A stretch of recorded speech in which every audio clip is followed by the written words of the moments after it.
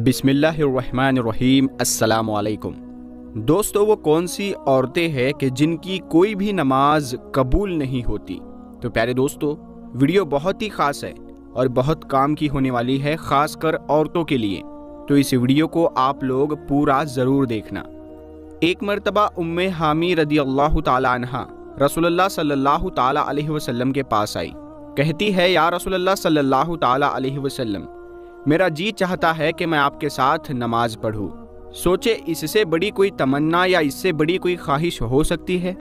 رسول اللہ صلی اللہ تعالی علیہ وسلم کی امامت میں نماز پڑھنے کا موقع مل جائے، اس سے بڑا بھی کوئی خوش نصیب ہو سکتا ہے؟ پیارے دوستو، ذرا آگے کی بات بھی غور سے سنیے گا۔ رسول اللہ صلی اللہ تعالی علیہ وسلم نے فرمایا، میں جانتا ہوں کہ تم میرے ساتھ نماز پڑھنے کو پسند کرتی ہو، لیکن میں کیا کہنا چاہ رہا ہوں ذرا غور سے سننا۔ رسول اللہ صلی اللہ تعالی علیہ وسلم نے فرمایا، جو تم اپنے گھر میں نماز پڑھو گی وہ کسی مسجد میں جا کر پڑھی جانے والی نماز سے بہتر ہے۔ رسول اللہ صلی اللہ تعالی علیہ وسلم نے فرمایا، چھپ کے جو عورت نماز پڑھے گی وہ سب سے بہتر ہوگی۔ ام حامی رضی اللہ تعالی عنہ نے جب یہ بات سنی تو وہ واپس چلی گئی۔ انہوں نے گھر کے کونے میں نماز کی جگہ طے کی، جہاں اندھیرا تھا، جہاں کسی کی نظر بھی نہیں پہنچتی تھی۔ رسول اللہ صلی اللہ تعالی علیہ وسلم کی صحابیہ پھر وہاں ہی نماز پڑھا کرتی تھی، یہاں تک کہ وہ اپنے رب کے پاس چلی گئی۔ پیارے دوستو، کیا آپ نے کبھی یہ سوچا ہے کہ کوئی عورت گھر کے کام کاج، بچوں کو کھلا پلا کر، شوہر کی فرما برداری کر کے، جب اس کا تھکاوٹ سے برا حال ہو جائے، سردی کا موسم ہو، رضائی اور کمبل میں لیٹی ہوئی ہو، سردی سے تھر تھر کانپ رہی ہو، اور پھر اللہ کی پکار یعنی اذان کی آواز سن کر گرم کمبل چھوڑ کر وہ عورت سخت سردی میں ٹھنڈے پانی سے وضو کرے، ٹھنڈے پانی اور سردی کی وجہ سے جسم کے رونگٹے کھڑے ہو جائے، سردی سے جسم کانپ رہا ہو، سردی ایسی ہو کہ دانت بج جائے، پھر بھی ایسی عورت اللہ تبارک و تعالیٰ کی رضا اور ثواب کی نیت سے وضو کرے اور پھر سردی کو برداشت کر کے نماز ادا کرے اور اس کی نماز ہی قبول نہ ہو، کیا ایسا ہو سکتا ہے؟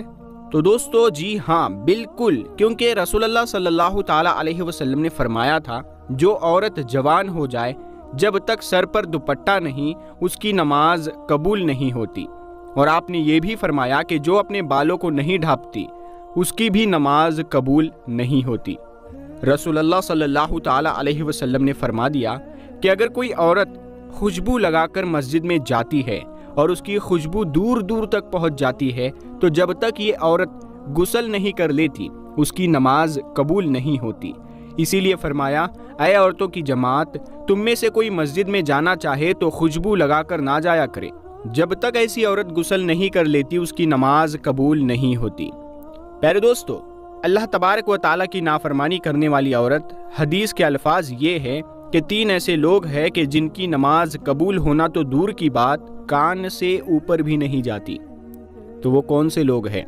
تو جانیے، ایسا غلام جو مالک کی اجازت کے بغیر بھاگ گیا، وہ جا کر تہجد بھی پڑھے گا تو قبول نہیں ہوگی۔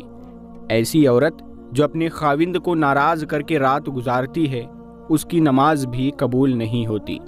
رسول اللہ صلی اللہ تعالی علیہ وسلم نے فرمایا، کیا میں تمہیں ایسی عورتوں کے بارے میں نہ بتاؤں جو قبر سے سیدھا جنت میں چلی جائیں گی؟ صحابہ کرام نے عرض کیا، یا رسول اللہ صلی اللہ تعالی علیہ وسلم، وہ خوش قسمت اور خوش نصیب عورتیں کون کون سی ہیں؟ فرمایا، زیادہ بچے جننے والی عورت، یعنی زیادہ بچے پیدا کرنے والی عورت، مرنے کے بعد قبر سے سیدھا جنت میں جائے گی۔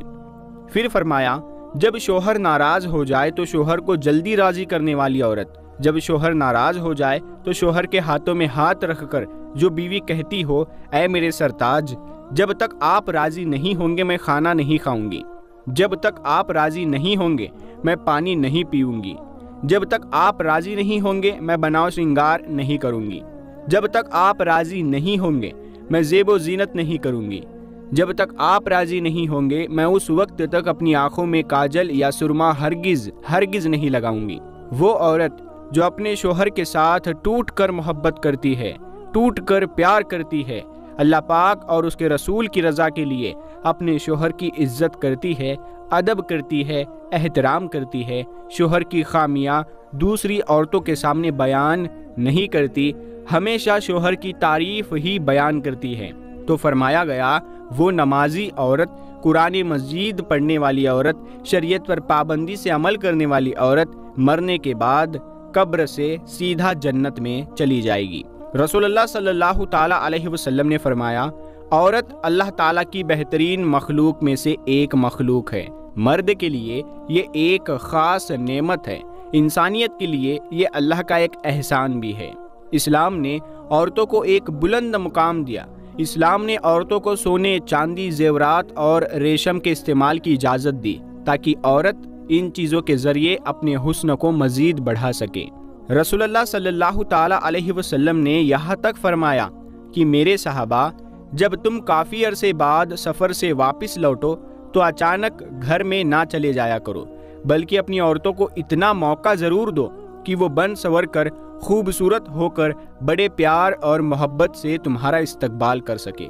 مگر ان سارے کاموں کے لیے اسلام نے ایک شرط بھی رکھی ہے کہ عورت بناؤ شرنگار کر کے مارکیٹوں کی زینت نہ بنے، عورت بن سنور کر بازاروں کی زینت، بازاروں کی رونق نہ بنے۔ عورت اپنے آپ کو مزید بناؤ شرنگار کرے، یعنی بے حد خوبصورت میک اپ کرے، مگر صرف اپنے شوہر کے لیے اور اپنے شوہر کو دکھانے کے لیے میک اپ کر سکتی ہے، غیر محرم مردوں کے سامنے پیش نہ ہو، کیونکہ ایسا کرنے سے اللہ تبارک و تعالی ناراض ہوگا۔ ایسا انسان جو لوگوں کو نماز تو پڑھاتا ہے لیکن لوگ اس کی امامت پر خوش نہیں، اسے پسند نہیں کرتے۔ شرط یہ ہے کہ کوئی شرعی سبب ہو، ویسے مزاج کی بات نہ ہو۔ ایسا انسان کہ کسی سبب کی وجہ سے لوگ اسے پسند نہیں کرتے تو ایسے انسان کی نماز بھی قبول نہیں ہوتی۔ اور صحیح التغریب کی روایت بھی سننے والی ہے۔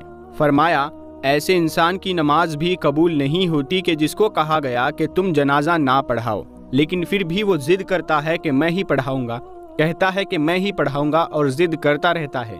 تو یہ کوئی نمبر لینے والی بات تو نہیں ہے کہ اس پر کوئی جھگڑا کیا جائے کہ بس میں پڑھاؤں گا، کوئی اور نہ پڑھائے۔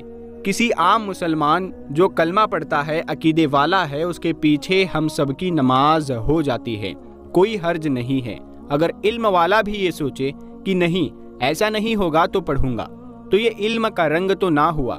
علم کا رنگ تو یہ ہے کہ میرا پیارا بھائی پڑھے گا، میں اس کے پیچھے پڑھوں گا، میرا یہ پیارا بھائی پڑھائے گا، یہ بھی مسلمان ہے، میں اس کے پیچھے بھی پڑھوں گا، یہ دونوں مجھ سے ایک نہیں، 10 نہیں، 100 گنا زیادہ نیک ہے، یہ تو میرا رب جانتا ہے، میں کیوں اس طرح کی سوچ بنائے بیٹھا ہوں کہ مجھ سے کوئی بڑا، کوئی نیک نہیں۔